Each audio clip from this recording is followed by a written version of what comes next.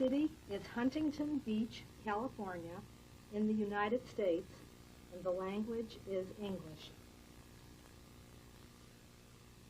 My name is Sally Schwartz, and today I have the privilege of interviewing Hanni Vogelweid, born Sondheimer. Today's date is November 3rd, 1997. We are in Huntington Beach, California, in the United States, and this interview will be in English. Can you please give us your name as it is now and spell it? Hanni Lori Vogelweid. H-A-N-N-I-L-O-R-E.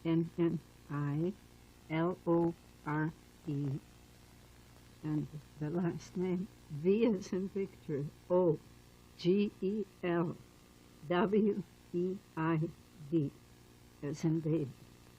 And what was your name at birth? Sondheimer, another hard name, S-O-N-D-H-E-I-M-E-R. And did you ever have any other name? Yes, the first time I was married, it was Gady, G-A-D-E. And where were you born? I was born in Berlin, Germany. When were you born? I was born the 5th of October, 1923. And how old are you now? I'm 74. And can you give us your mother's name? My mother's name was Setty, S-E-T-T-Y, Sondheim. And what was her name at birth? Pulver, P-U-L-F-E-R. And Here in America, the Pulver family changed to P-U-L-V-E-R because she had relatives here. And what was your father's name? My father's name was Moritz, M-O-R-I-T-Z, Sondheim. And did you have any siblings? Did I? Any brothers or sisters? I have one brother. His name is Carl, C-A-R-L, Sondheim. Do you remember, or did you ever hear about how your mother and father met each other? Yes, I heard that she was 15 and he was a few years older, and they met shortly before the First War started. And they saw each other a few times, and the war started. And after the war, my father was in the First War in Germany and fought all over France, Russia, Poland. When he came back, they really dated. They went together for a while, and she claims that he asked her to marry him, and she liked him so much because he bought her chocolate all the time, and she loved chocolate. So that's how they met. They met in her hometown. And he came from another town, but he worked in a store. He sold materials. He learned how to become a salesman in a store in her town. What was her town? Husford, a mine. H-A-S-S-F-U-R-T, by the Main River. Small town. Was it near any large city? Close to Würzburg, Schweinfurt, which is the very southern part of Germany. They call the people from there Bavarian. But I think Munich wants to be Bavarian. They don't like that when these little towns call themselves Bavarian. And where did they live when they were married? They moved very shortly after they married. They moved to Berlin. And my father worked for his brother-in-law. His sister was married to a man who was very aggressive good businessman. So he started with that man and later opened a small shop and sold leather goods. And I think much later they opened a factory together, my uncle and my father, in Berlin, outside Berlin. When you were little, living in Berlin, did your grandparents, any of them, live near you? I don't remember that as a little one. I had a lot of aunts and uncles and cousins, but I don't remember my grandmother at that time. In later years, she continued to live in Berlin, and later she came to the country we moved to, and then I remember I had a grandmother. But as a little kid, I don't remember. Did you live in a place with many Jewish people, or was it mixed? No. In those days, I didn't even know that I was Jewish when I was real little. Did you nobody mentioned it. Nobody talked about it. Did you have any special Jewish holidays that you enjoyed? Yeah. My parents went to temple during the holidays, but little kids played. We played when we were small. Nobody went like here. They even take babies in the temple. Not there. The kids played outside and the grown-ups prayed until they got older. And then you found out that you were Jewish. But even then, it wasn't as pronounced, I'm Jewish, like it is now, or at least that's my imagination. How did you celebrate your birthday when you were little? Not like you, not as big celebrations with balloons and being taken to special places. I have no recollection of ever celebrating in a big fashion with parties. No, I think it wasn't a custom. And what games did you play? Oh, we played on the street. I don't know what you call it, with the stones, jumping jacks, marbles. And we played with leaves. We pretended leaves was money. And we were, like I was a mother, and some other kid was the father, and then a little kid was the child. Stupid games, little children's games. Nothing particular. Can you describe your house, the first house that you remember? Not in Germany. The first house I remember was in Lithuania. Describe that one for us. Well, it was very unusual. It looked like a castle. We had an apartment in that house, and it had figurines on the top, and a little balcony, and lots of stairs from the front entrance and the back. In fact, this year when we went back, we found that house, and it hasn't changed. And it had a balcony in the back, and my girlfriend lived right next door. And if I walked on that balcony, I could look into her room, into their dining room. And these people never used the dining room. It looked like a show place. And they lived in the kitchen by the stove where they cooked. They never used that room. They had a piano. It looked very elegant, but no one was in it, ever. So that was very interesting, that I remember. Her mother always said in the kitchen, my best girlfriend studied. She studied Russian and went to a Russian school, and she said in her little room, and the mother cooked in the kitchen and brought it to her daughter while she studied. And to us, and eventually we were very good friends, and she came to our house. We taught her how to play cards and how to speak German. And later in life, she spoke perfect German and Russian and Lithuanian. Tell me about your house. Did you use your dining room?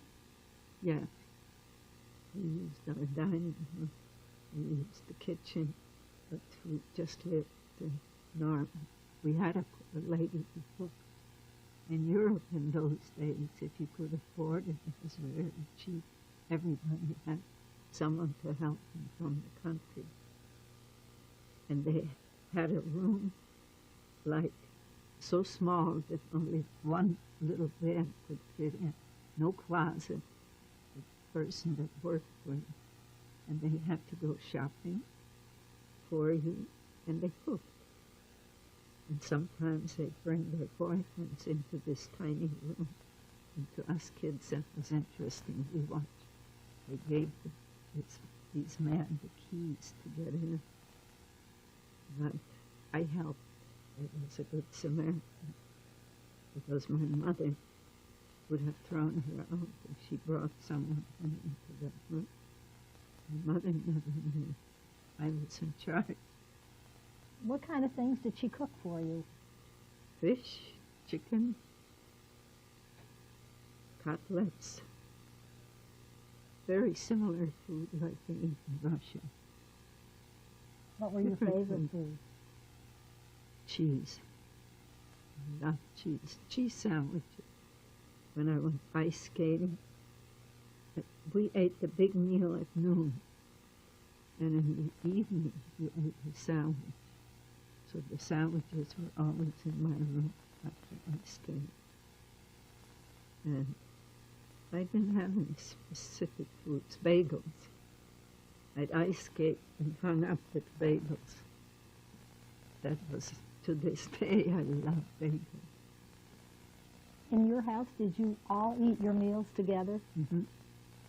At the table together. If my father was late, my father was always late.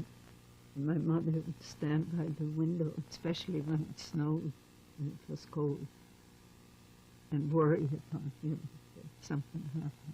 But if he wasn't late, we ate together. Tell us about your brother a little bit. My brother was mean, and he was no friend of mine. We didn't get along. He used to take my dolls and break them. He took my baby buggies and drove them around and spied through the window looking in what I'm doing on that balcony. And knock, if I had friends in, knock on the window. We wouldn't let him in the room. We fought. He was hard to handle, even my mother. And he got spanked a lot of times. No, we didn't get along. And describe your school experience. My school? When you first started school, what was it like? Well, it was not easy. I didn't like school. I went to kindergarten first, and I cried a lot, I think.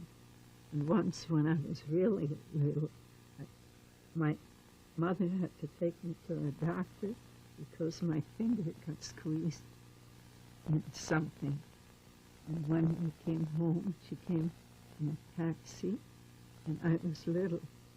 And she paid the taxi, and when she turned around, I was gone. And she was upset, and she ran upstairs to the house. It wasn't there. And someone had stolen me.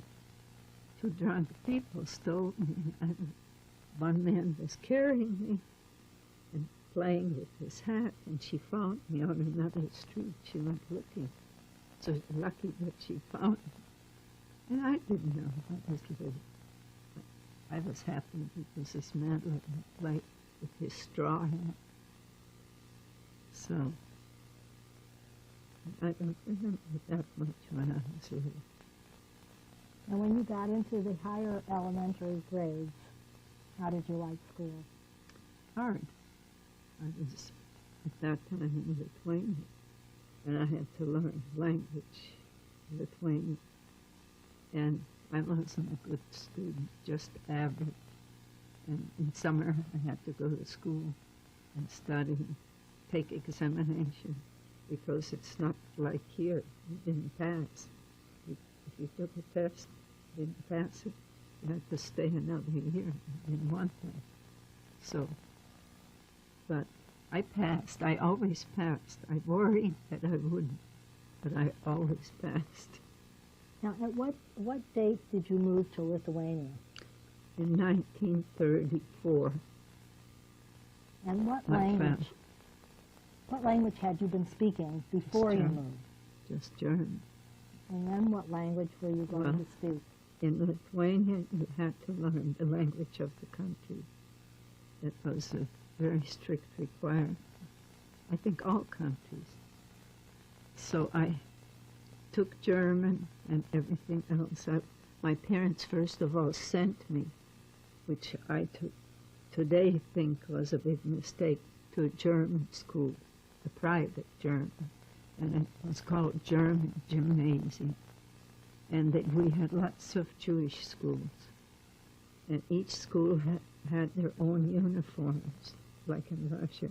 They have hats with a brim, velvet with stripes, and the Jewish school had purple, our German school was blue, the Russian school brown, and aprons. In fact, when we visited Lithuania this year, I saw two girls coming at us, and they had the same uniforms on. That shook me up more than other things. I walked up to them and I said, "Do you speak English?" They said, "Yes." I said, "I used to wear this uniform, but in blue. Theirs was brown, with the same old-fashioned black apron." Well, anyway, we took pictures, and I had a picture. So school was rough, because Lithuanian was hard to learn. My mother always had tutors. I was not good in arithmetic. I had a tutor. Then we had a tutor for Hebrew. She wanted us to learn Hebrew and prayers and reading, and that was really hard. So we hid from that teacher when he came. So it meant here. My brother didn't like it, and I didn't. But I did learn something. If I can read, and I have a book with all the letters, and it fascinates me that I still remember, because most people can't read it unless they're old. What language did you speak at home? German. And then in school, you didn't. German. You spoke German also. Everything was German, yeah. Just that we had one class that was Lithuanian, one class later, when I was older, English. I had 4 years of English. I had 4 years of Russian. Of course, my Russian isn't like it used to be, but I can still speak and understand. Were most of the children in your German school Jewish, or was No, it very mixed? Very few. To begin with, not many Jewish German people lived in Lithuania. Very few. There was a movie theater. The owner was German. So if we had 6 or 8 through the whole school, that was a lot. Very few. Because later, when we couldn't go to that school, everybody took their kids out very quickly. You know, when these kids that were our best friends became very anti-Semitic, well, taught to hate the Jews. Unbelievable, because they were Lithuanian citizens from German backgrounds. They weren't Germans as such, but they could speak it, and their family sent them to that school. So every Jewish family took their children out, naturally, because it was a very unhappy place to be. Well, before the war, were your friends Very. non-Jews? Mostly in later years, as I grew older and when I went to Orth, I met really Jewish kids that spoke Yiddish, because everybody spoke Lithuanian was the first, but the Jewish people in Kaunas, in Kovno, spoke Yiddish, and very good Yiddish. Did you? No, but I learned. You know, I can fake, because it's so much like German. I can fake it, and I heard it a lot. And my mother didn't want to learn Yiddish, never learned it, but she knew the Hebrew letters from prayers, so she could read a Yiddish paper. We never understood how she could read Yiddish and not speak it. Maybe she didn't want to, we thought, right? She didn't want to. But they spoke a special, beautiful Yiddish. I think Yiddish is being brought back. You're not supposed to speak Yiddish in Israel, they say. No Yiddish. Hebrew is written, right? But were you aware of Hitler, the rise of Hitler? the moment he started to talk on the radio, and also I had lots of family in Germany left behind, and my father traveled on and off to Germany on business, even when he shouldn't have, when it was already not allowed for Jews to be on the street at night, curfews and stuff. He still went to these exhibits, industrial exhibits for machines, or I don't know. He thought he'd never come back once. It was that dangerous, and he'd still go.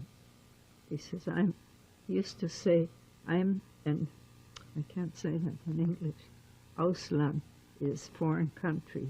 He said, I'm a foreign country German, so therefore I can go. He knew that wasn't true. He was daring. I had a daring father. Why did your family move to Lithuania? For business reasons. Things were tough after the First World War. There lots of depression and inflation and good business outside Germany, Lithuania, and also Estonia. Those countries had more to offer because my uncle settled in Estonia and opened a factory and opened an aluminum factory, which he led for many years. And later, my father in Lithuania, my uncle in Estonia, they'd meet, and they were big businessmen, discuss business.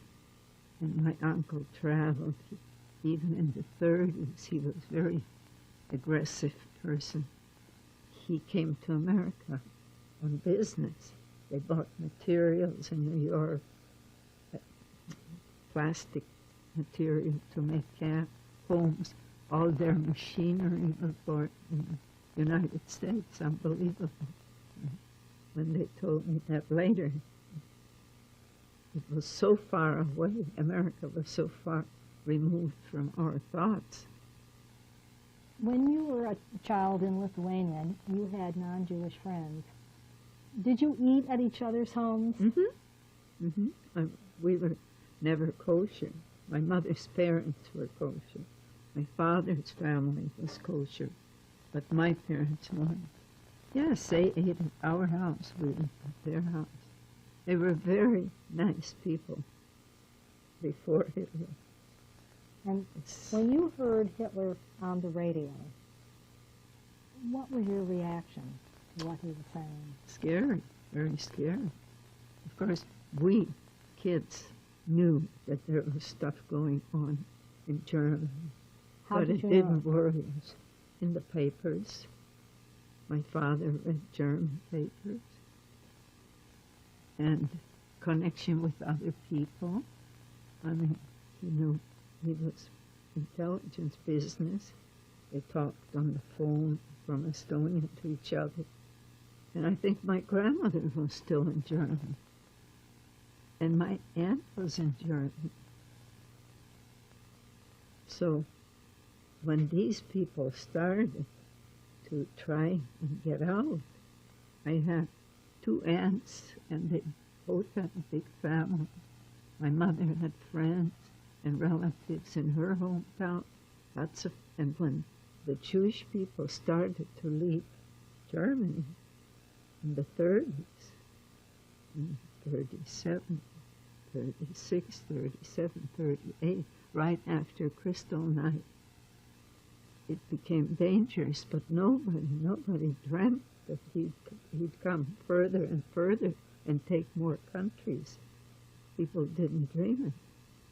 Some stupid painter that used to paint, go around all over and paint, said always to my father, Mr. Sondheimer, and we were called Yekis.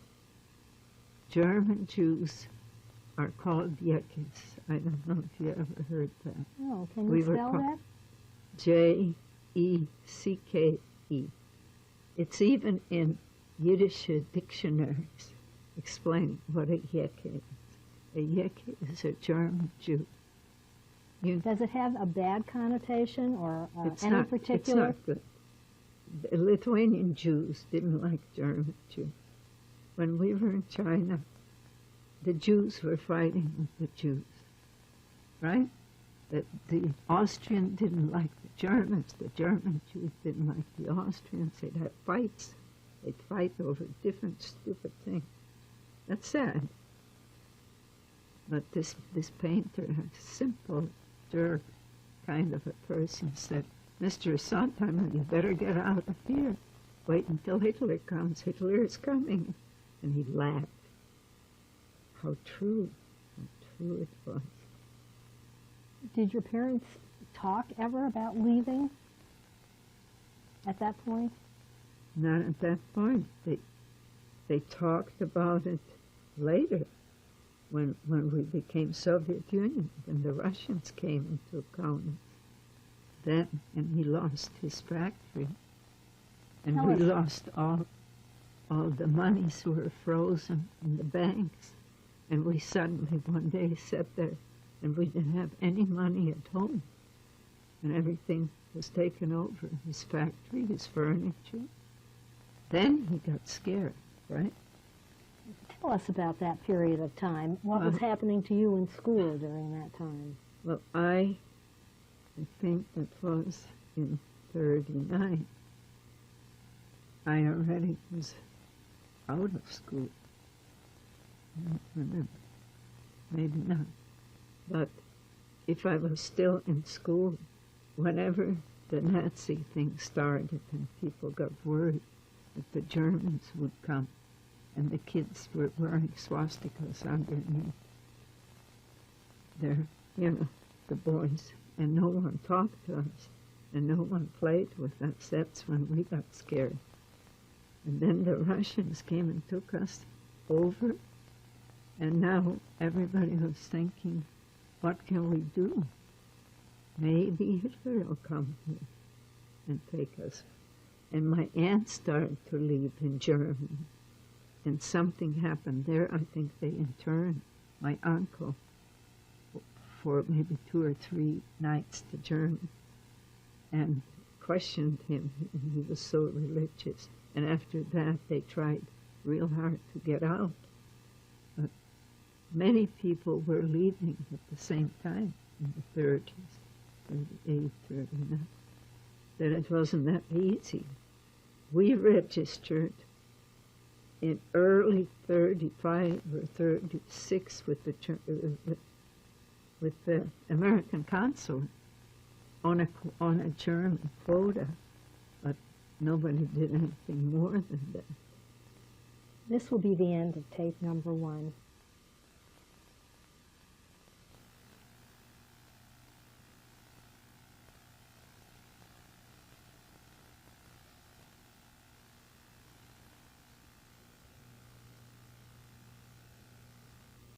Will you continue saying that some of your relatives in Germany had now wanted to leave, but they were having difficulties because so many people wanted to leave? And actually, my mother did all the writing in the beginning to her sisters. These were her sisters. She had one, two, three sisters, all lived in Berlin. One family sent their daughter first, and much later came the parents. Where? To America. But they had affidavits. And I think the same people sent for them that later sent for us. And by then they were deeply involved with all these people that they got out. My other aunt left. She, her husband, two daughters. The third one was in Nuremberg. And this is a lady that you'll see on the picture later, because thanks to her and her husband, we got out. If she hadn't helped, we were so close to not being able to get out. It's, I just studied all the letters that were written back and forth from the time on that things got critical. And she did all the work with my uncles that needed to send money and papers. And they were really slow. We got out by the, what is the term, skin of our teeth or something. So go back now to Lithuania, where you were. While we were still in Lithuania, I found a letter. All this is document the truth. Sometimes I thought my mother told me too much. We found out that one of our relatives was in a concentration camp, and she was the first one. She lived close to the French border, and she and her husband, she was a cousin of mine, went to this concentration camp, and a little child, 2 years old, with them. And she wrote, I guess, to Germany in the beginning. She needed warm clothes. And my aunt from Germany wrote that to my mother. I have that letter. And my mother still sent her a warm coat into the concentration camp. And we don't know if she got it. But what the Jewish people did in that area, it was border of France. They spoke French there. A group of Jewish people bought the children out of the camp. They paid a big bunch of money, and they released the little kids that were in this prison camp. Which camp was this, you know? I can't tell you right now, but it's a well-known story, this camp. The children were taken by the French people and put in an orphanage. And the war went on. And during the war going on with these kids, and the kids were told to never speak German again, only French. And some were so small they didn't speak any language yet, very small. And then someone found out about the orphanage. So the nuns had them, or some Catholic group. They had to give these kids to people, and they distributed them in different small villages. And this girl survived. And when she was 11 years old, my cousins here, some of the daughters of my aunt, sent for her. They found her, and she came. She's here now. She's an American. And then my cousins, this makes me very angry. They fought who would get her. Nobody really wanted her. And that's very true. I shouldn't say it, but it's sad. So the oldest girl, was out of 5 girls, the oldest one of my cousins took her and raised her together, from 11 years on until now. She's in her 50s or something. Very young. She'll never speak French. Never. She speaks it, but she has some.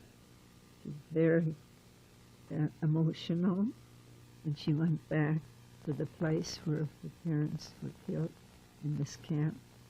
And the camp is gone. It's a park. And she and her husband just walked through the park. And she said she did a lot of crying. And she's so hungry for information. While my mother still lived, my mother knew her father very well because they grew up in the same town when they were in. And she always asked questions. Do you know more about my parents? She's so sad, but she will never speak French, so she's an American. And what was happening meanwhile to your family? My family tried to get out, and that was difficult. Without money, you can't do very much. We had no money, and my father was afraid to try to get out because he worried if he had no money, how could he live? How could he pay, and how could he live wherever? And it was getting very late because most people in Germany that could get out had left, and Hitler got more active, and the war started shortly later. But we were still under Russian occupation and couldn't move too much. You couldn't buy American dollars. You had to be very careful who you talked to. They, in our apartment, brought 2 Russian people, and we had to board them because our apartment was too large. You know, in Russia, people live in small rooms. So they brought one guy who luckily was Jewish. And he whispered to us and said, Mr. Sondheim, get out. If you can't, get out of here. The Jewish Russian said that to me. You know, there's different people in the world. You never know. Your worst enemy can warn you sometimes. And the other Russian was spying on us. My mother had to wait on him. And we had to let all the servants, the cooker and my boat. This is Soviet Union. What year was this? The Russians came in 39, no, in 40. In summer of 40, they came with the tanks, with the horses, just on the highway, and marched in and occupied Lithuania.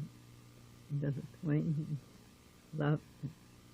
Some of the Jewish people loved the communists. It's through flowers, and my father's employees in the office were Jewish ladies, nice Jewish young girls, ladies. And they tried to tell the Soviet people that took this factory away from us, that took all our furniture in the factory, in the office, which was beautiful, German, old-fashioned carved furniture, said Mr. Sondheimer took money out of the cash box before you guys nationalized. That was a lie. If they said it, he could have been sent to Siberia. So he had a lot of trouble. And he was very depressed, so depressed that he went to the German government and said, he went to the German consulate. This is how stupid people are, you know, how little one knew. It's hard for an American person to understand that. But this happened years ago. The world wasn't like now. So he went to the consulate and said, they took my factory. What do I do now? Is there chances that we can go back to Germany? We have no place to go. This man said in the consulate, Mr. Sondheim, don't sign any papers. But no, the war is on. He didn't know, or he didn't say anything. So then we were on a quota, German quota. And you can imagine how booked the German quota was in those days when everybody tried to escape from Germany. Any which way, people went from Germany directly to China. and the ships were already bombed and stuff like that, because I go to a temple here where the woman is Dutch, and her ship was bombed while she was trying to leave from Holland, and they nearly drowned. She has a story to tell. So tell us what was happening with you. Well, what we tried to do is send telegrams to America to my two uncles in Chicago and beg them to help us. And they didn't understand what we wanted and wrote letters. My mother wrote letters begging for money and asking him to please send the affidavits that it was time to get out. And the answer from here was, "You've always done so well. What seems to be the problem now?" By that time, Poland was occupied already. Germany had it, and the war was on. And my mother wrote again, "Things are getting very bad here." And the only warning she gave that I think helped so much is she said, if you can't help us, and soon, we will have to go back to Germany. And here, the people that were here knew that no way, that was the clue that we could never get back to Germany, because nobody yet knew about these terrible concentration camps, but people were arrested, they were beaten, lots of horrible things were happening. So it was in my parents' hands, and she really worked hard. She went to the American consulate, and they said, "Quotas, you're in the quota, but the quota is very full right now. And please tell your relatives to send papers if they think they can, you know." So by 1940, there was no way out. That was the way we came was the only route left in the world. Hitler was going from Siberia through Siberia. Tell us about that. So, wow, that wasn't so easy. The first thing we had to do, we found out from a yeshiva pauper, a religious man who had come from Poland as an immigrant to Kaunas,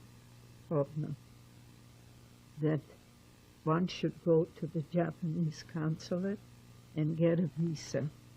And that's the way to get out, because his yeshiva, he was the Mir yeshiva. And the Mir yeshiva was the only yeshiva that got out intact with the rabbis and every single man. The rest, maybe some got saved, some got killed. And the yeshiva still exists in New York, and I think in Israel. So that was luck. So he said, "Mr. Sondheim, go to and get first the Curacao visa to this Dutch island, and then this wonderful Japanese consul named Mr. Sugihara will give you a visa." My father said, "I'm working in my own factory. I need the money. We need money. Send your daughter, send someone with the passes, but send them, because that's how we're getting out." And that helped. That started. Meanwhile, my girlfriend that lived right next door to me worked in a translation place in an office. She spoke Lithuanian, Russian, not Polish, German, you know, not Yiddish. And she overheard all these people coming and making documents, translating documents, and she'd come home and say, "Honey, what this guy told your father is so. Try to get out. Try to do it." So my father gave me the passports and sent me and another German man whom we knew well, who also had a different factory, sent me to the Japanese and to the Dutch consulate. So first, my passports I have, They they will show you everything. All the visas are in there. What saved us? First, we had to go and get the Curacao visa, and that man who worked there at the time had been fired. The former person that was a consul had been fired because he was anti-Jewish, and the headquarters for the Curacao consulate was in Latvia, in Riga. And this is documented from Curacao, and I have the backup. So it was simple. They just put a very capable man there into that office, and he cooperated with the Japanese. They talked on the phone. Because the first thing, in early 40, I got that visa. Now I had one visa. Now I could go and stand in line in front of this Japanese consulate in Kovno and wait to get in to get the visa, the transit visa for Japan. Why did you need the visa for Curacao first? In order to get the Japanese visa, because you can't get a transit visa to go through someplace without telling that consulate, where is your final then? We couldn't tell them America. We didn't have the papers. We begged and begged, send the papers, and they were hummed and hawed and said, we're supporting so-and-so, and we're supporting your other sister, and the two husbands aren't working, and we're sending the money every month. We wish, and one says he has rheumatism and he can't work. So the uncles, my mother's brothers, wrote that back. I have the letter. Unbelievable. And her sending telegrams and letters carefully. So now I have two visas.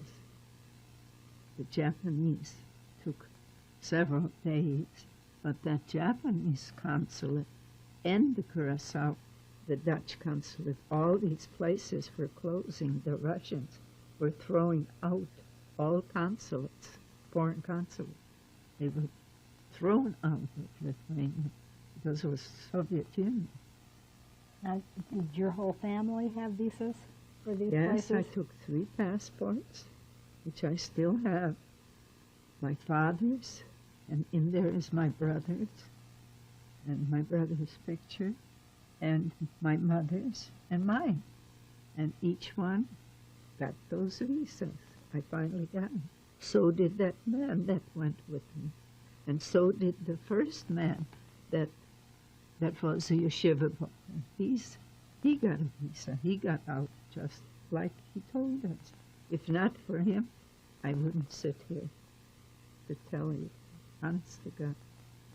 It was like a miracle if I think back. So now we have the visas and no money. The trip from Kaunas to the border, all through Siberia to Vladivostok, and then by ship to Japan, had to be paid in advance, and the price was $200 then, in 1940, 40. So another telegram, we need so and so much money. Plus, we needed money for Curacao. My uncle from America, had to send money to Curacao so we could land there, which was phony, but they took the money. Now, we need the money, and we need affidavits. So that took many letters, many hard work of my aunt here to my uncles. There were 2 brothers of my mother, Hugo and Justin, Uncle Hugo and Uncle Justin. And then there was a lady, I'm not sure, she must have been married to a relative because she even helped. Her name was Aunt Gloria. So I never met her. She passed away before we came. But I found all these letters with the begging for the money. and the answers. We're working on the affidavits, but one might be ready, but that wouldn't be enough to send. And why don't you try and go on your trip first, and we'll send the affidavits later. And my mother said, well, when we get to Japan, we can't stay there. Please send this. Please, it's urgent, urgent. And meanwhile, she was sick. She had gallbladder trouble because she was so worried. She was so scared that we wouldn't get out. And my father said, what are we going to do? We have no money there. How can we live? We didn't know their organization. Eventually, he sent a telegram saying, he sent the money. That was more important than anything. He sent the money, total of $800 for the trip, and it had to go into an account of the Russians. Interest was then in operation. He sent the money, and now my mother sent a telegram saying, please send the affidavits. The answer came, where do you want it to go? To Moscow or to Tokyo? Where shall we send it? So we said, send it to Tokyo. We'll be there soon, we hope, we said. And still we didn't know. So the first thing to do was to get prepared now to go on this trip through Siberia. And we had an apartment full of furniture and belongings. So we sold some and got rubles. We sold good things like bed, pillows, God knows what, important things. We got rubles. At night, people came. One man came 12 o'clock at night, and it was winter time, and sold us some dollars for rubles. And he had the dollars in a boot, in his boots, and the dollars we had buried in the ground. They were wet. They had to be iron dried. And we had, but we didn't have much. Maybe we had $40, but that was a lot of money in that time. Now, we gave away stuff and we packed. We left Kaunas. Each one of us had a suitcase. 4 people, 4 suitcases, and 2 duffel bags. And in the duffel bags were blankets and some linen and pillows. And one of the blankets I still have. That blanket has gone to Japan, to China. And I have it because it's a padded, old-fashioned blanket that was refurbished in China. And the Holocaust Museum in Washington, D.C. called us one day, since they have that exhibit about the Kovno Ghetto this year, and said, we're sending Lady so-and-so to your house. Could you please show her what you still have from Kovno, from Kaunas? Because we're having this exhibit and it will run for 3 years. So I had given this old blanket to my daughter, and she used it for her dog. And I said, oh my God, do you still have that blanket that we dragged from Kaunas through the whole thing? And she says, yeah, you want it, Mother? I says, yes, bring it, because some lady's coming. So this woman came, sat down here at the table, and measured it. And I had to show her the pillow. The pillow looks different. It has feathers in it. But it's the old-fashioned and kind of musty smelling. It's so old. And she checked that. She had to make a complete report. Then all else I have is an ORD certificate. one from Kaunas, and 2 wooden boxes, and maybe some knickknacks or something. And she recorded all that and took it back. So far, she hasn't requested it for any exhibit. It'd be awful, but it's a memento. So what happened to your family next? So the time came that his old workers, my father's old workers, came to the house, kissed him goodbye, the women and the man, not the Jewish ones, the other. We had everything under control, and we were going to Japan and hoping and praying that maybe he'd send these epidemics. So what could you take with you to Japan? What I said, the suitcases, And that's it. and in the suitcases were prayer books, lots of prayer books. And you could take rings and jewelry if you had it. You didn't know what could happen on the way, right?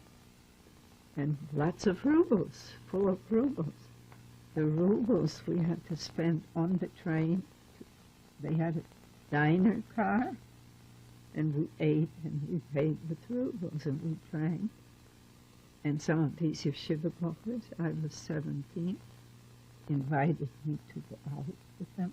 I felt like I'm a lady, a grown woman, and they all wore hats, and I thought, I didn't think that they were frum, that they were gentlemen dressed with ties, taking a lady out. I was very proud, walking in the dining car to sit and eat with this. And here comes my brother with no manners, with I was 17, he was 15, kind of real country bumpkin. And I'm sitting there eating an elegant piece of pie or cake with whipped cream. And he says, "Where'd you get the cake from like that? Tell him to buy me a cake." I says, "Leave me alone. Please leave. I have been invited here." I was so ashamed. I was so embarrassed. This person never asked me ever again to eat, and we were nearly 2 weeks on this trip to Vladivostok via Moscow, Omsk, Tomsk, Krasnoyar, Birobidzhan, where it's Jewish, where the writing was in Hebrew, the town in Russia, and cold. Outside, you couldn't look out the windows until you got to the station. And then all the poor people came to the train and said, "Chleba, chleba, bread, bread," begging. Oh, awful, the towns in Russia in those days. And then we ended in Vladivostok, the port. In Vladivostok, guarded with police or soldiers maybe, they took every person off the train into this little hut. And there they went through the suitcases. And the rabbis' wives had the wigs. Under the wigs, they took them in a room to look, and looking for dollars, money, and the jewelry they took off. We had to take everything off and lay it on the table. Earring, necklaces. We're going to stop now, and we will continue in a minute. This is the end of tape number 2.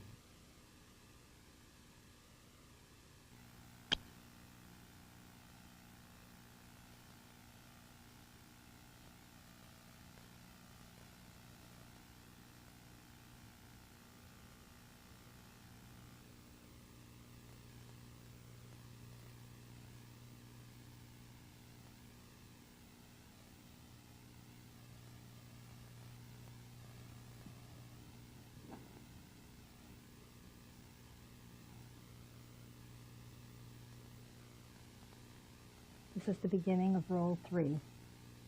Hanni, would you continue telling us how you said the Russians took all of your jewelry and all of your dollars and looked at it? What did they do then?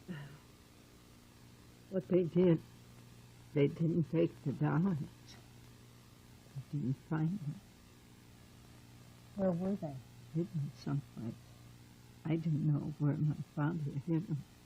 But they took the jewelry, gave us a receipt, very professional receipt, and said, in case you should return within 6 months, then you will get this back.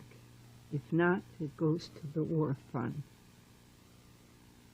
And of course, other people, the same thing happened, and people were crying. My mother was very upset, and we were trying to tell her, I must say, they left each person their wedding ring and a watch, because my father had 2 or 3 hung on in pockets, and 1 ring for each of us kids. You know, I had and a watch.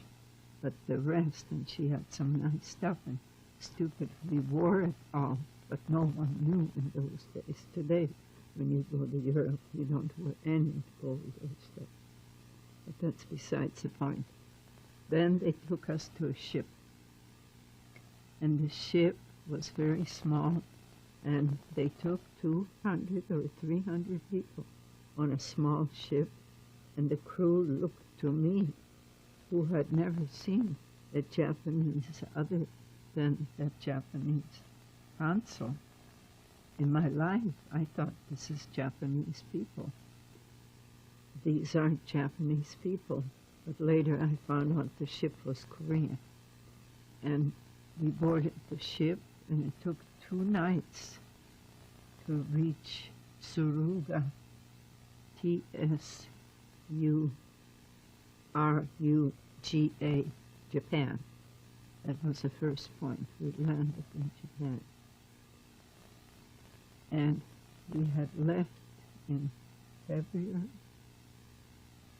and in March we should have gotten to Japan. And what year was this? This was 1941 in February. Now we're in Japan, and from this town we were told to take a train and go to Kobe, Japan. And there would be the Jewish organizations that would help us. And I forgot to mention that while the train stopped in Moscow, off the track, and the train stayed on the track while some people left the train to go into town. Now that was very dangerous to do, because no one told us how long this train would sit there. It could have half an hour later gone. But my father and my brother left, and they had all our papers on them. So we set on fire their wing. And what my father must have done, he must have taken these rubles or some and sent them back into Lithuania, into Estonia, to his mother, who he had left behind. And what's so interesting is I have a document that shows me that she got a card, a postcard that she wrote to Kobe later, and thanked her son for sending her that money. It was like from heaven to get. They had nothing. So that was interesting. How he did it, how he got it mailed just in an envelope is beyond me. Getting back now, we're in Japan.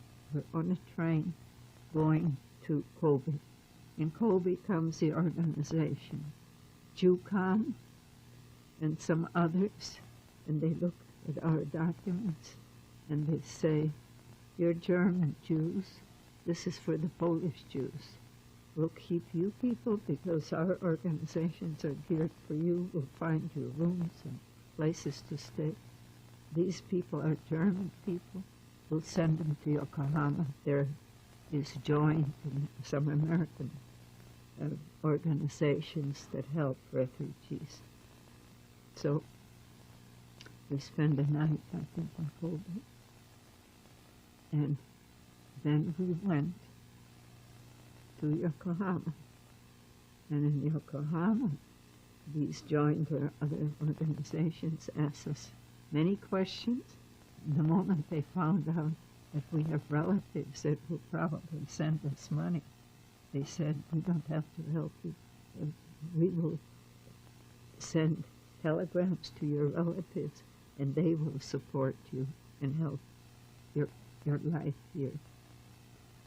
Also, I forgot to mention the trip across in this boat was something awful, because that ship was, the people could not dress at night. We slept on tatami, the Japanese way, and they had flying cockroaches on that ship that were spooky. I've never in my life seen yellow, brown, not black like here in America, but that was awful. And on that ship I was nearly attacked by one of these awful-looking sailors, because the bathrooms were far from where we slept and no one undressed you wearing your clothes, and your coats you covered with coats. And one of these awful-looking sailors, full of pimples, real, I don't know, they had just awful type of people, low-class Koreans, tried to grab me and catch me, and I let out a scream, and some man came running in a pajama and saved me. But that was an awful experience. So we're now in Kobe, in Yokohama, and we're trying to find the organizations and a room to live. And immediately write to my relatives here, we have arrived, we send a telegram. And I have the letters where they say, SETI and the Sondheimers have arrived, thank the Lord. We got a room in a house outside of Yokohama. You had to take from the downtown Yokohama a streetcar and get off, and then walk through a fishing village and quite a ways, and then a house. I have a picture of that house. And an upstairs big room. That was our place to stay.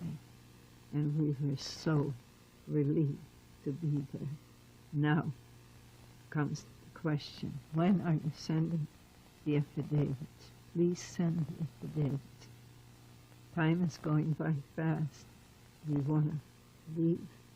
We need to. And the answers, I'm helping this one, I'm helping that one. I'm trying, I'm waiting for papers to come. This is very complicated. And I have letters from my aunt who helped so much to my uncle saying, please do it because they're getting desperate. And his answer is, here's the form, what I have to do to send an affidavit. And he sent her the actual form so she could see. You have to report your bank account, you have to say how much income tax you pay. It's not as easy as you think, he says. Then evidently one of the two brothers got one affidavit ready and sent it. Then the one brother was writing to the other brother, I have that documented, when are you sending yours? I've done my thing, now you do yours, because SETI and Moritz won't get the visa from the consul. That's not enough money. Well, whether you send it or not, I don't know. I have copies of both. And someday, I want to find out if there is such a thing. Why America did not let us in at that time. We were called to the consulate. The affidavits must have arrived. We were invited. We hired a translator to go with us. We were asked questions. And 3 days later, we got the letter. At this time, no visas granted. That was a blow so hard. Now we were stuck there, knowing we had no place to go. What do we do? How do we live? How long can he send? How long had you been there up to this point? Summer. We came in March, and it was summer. And the visa was good for 6 months. So we said, well, we knew Curacao, impossible. And the war was on all over. No ships. He had paid money, landing money. You had to pay every flight. And all this came from America. Thank God he paid it. So we thought, well, if we can't go any place, let's take a South American visa. And that was, what was it? Curacao, Ecuador. Went to the consulate, got the visa, had to go to doctors, be tested, get certificates that were healthy, and tried to find a ship. No ships going from Yokohama. And time is wasting. Now it's later, it's a month later, we only have 6 months. The police watched us. The food was already rationed in Japan, and we were watched as foreigners. It was close. And I had a hanging purse like we were now. They stopped me one day, wanted to see if it's a camera. And then I found out that where we lived, there was a secret, some kind of installation to the right of this building, because we lived right by water. We saw the fleet leave, the Japanese fleet take off. We saw them. They all had, it's a bay. Yokohama, the city is a bay. And after the war ended, and after the war in Shanghai, in China, I met a Japanese who knew that some light signals came from this house where we lived, and we didn't send any light signals, but we had a bad switch that by itself went on and off at times. Honestly, this was, I thought I'd done that can happen. So the Japanese police came to the house and said, "You have to leave. Your 6 months are up." My mother cried and begged and pleaded and said, he said, "I'll give you a few more days, but you have to leave." "Where are we going?" she said. And he said, "To China, to Shanghai, China." She said, "I don't want to go." Well, he said, "We will come and pick you up and escort you to Kobe, and in Kobe you will take a ship." So right away, telegram to America. That was fall. So we were there February, March, April, May, June, July, August. And they let us stay a little longer, but then actual plainclothes policemen came and escorted us and the suitcases to the ship. We spent one night in Kobe and the next morning on the ship to Shanghai. That was the end of Japan. Now, did you have to pay for your trip to Shanghai? I don't remember. But all I saw in these letters said that he had to send $1,500 to Curacao. He was very upset. And then 800. Anything payable. Maybe for this visa he had to pay to Ecuador. He had to pay landing money. I never got any of these money back. And I'm in contact now with their sons. And I feel guilty.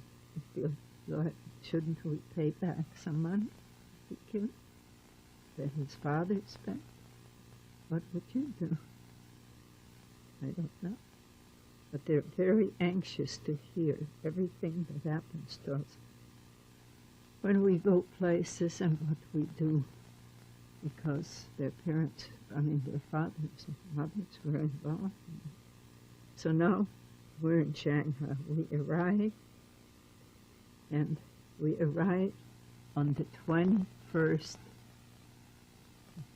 I think it's August or September, I don't know, but I have a letter, because the next day my mother wrote a letter to her sister here in Hollywood, what she sees Shanghai is like, how horrible it is, how we got a little room assigned to us for 4 people by a far-related relative who went there directly from Germany, and that relative is not very nice. The room has no windows, there's no toilet, there's no, we're coming from civilized life, and she's very, very upset what goes on. There is an empty lot next to this house. It's old, it's half broken from the war with the Japanese, and there's an empty lot, and on the empty lot sit the Chinese and do their business. And then if someone chases them, they have these big pants on that they have to quickly pull off, and everything smells, everything is dirty, and we're going to get sick here and we're going to die, she writes. But you adjust to that life. Did other people come with you from Yokohama? Must have. On the ship, everybody was from Japan. No, I mean the Jews. Shiva Bumpers, yeah. Everybody that had no place to go had to leave, because this was only for 6 months that you could be there. And some people had the other papers. Some people went to America, some went to Australia, but it was wartime. So we tried to adjust. The first night someone stole a gutter from outside the house. It made all this noise as he was trying to loosen it. And we were in this room without a window. We couldn't look out.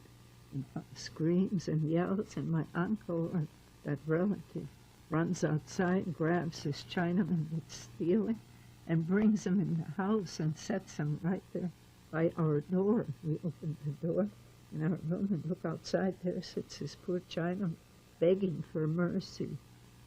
He thought someone would kill him, I guess.